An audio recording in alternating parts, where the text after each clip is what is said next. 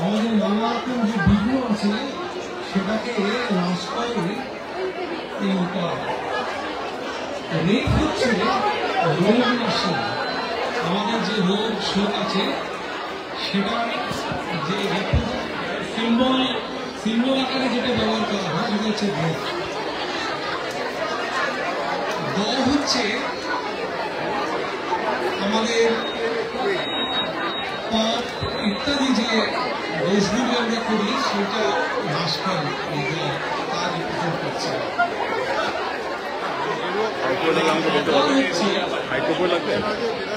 আমাদের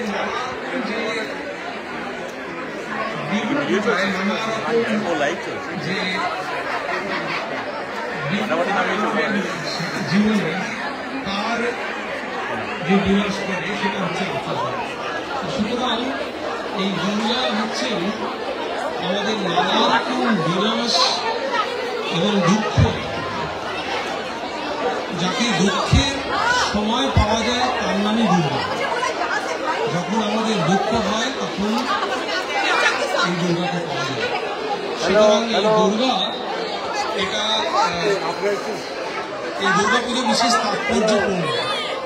আরেকটি কথা বলতে চাই আমি, সেটা হচ্ছে যে এখানে অনেকে এসছেন নানা ধর্মের, নানা বর্ণের, নানা সম্প্রদায়ের, বিভিন্ন জায়গা থেকে সবাই এসছেন।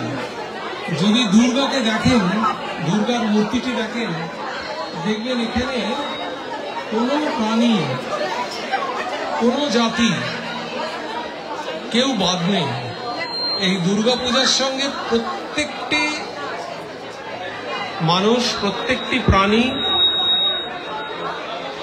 প্রত্যেকটি বিশ্বের জিনিস যুক্ত রয়েছে। সুতরাং এটি একটি বিশাল সর্বসমন্বয়ের প্রতীক হচ্ছে এই দুর্গা।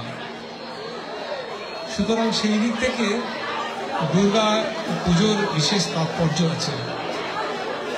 আপনাদের কাছে অনুরোধ করি, আনন্দ করুন।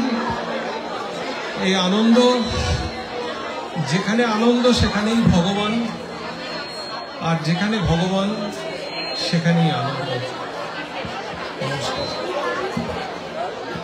আপনার অ্যানাউন্সমেন্টটা বলুন, একটু বলুন। আরেকটি কথা বলতে চাই, বলতে আমার খুব গর্ব হচ্ছে যে স্বামী বিবেকানন্দ আমাদের এই বে এরিয়াতে 1900 সালে এসেছিলেন। 1900 সালে দ্বিতীয়বার উনি যখন আমেরিকাতে আসেন, তিনি বে এরিয়াতে এসেছিলেন এবং 97 দিন উনি বে এরিয়াতে ছিলেন। আগামী বছর স্বামী বিবেকানন্দের বে এরিয়াতে পদার্পণের 125 বছর হচ্ছে।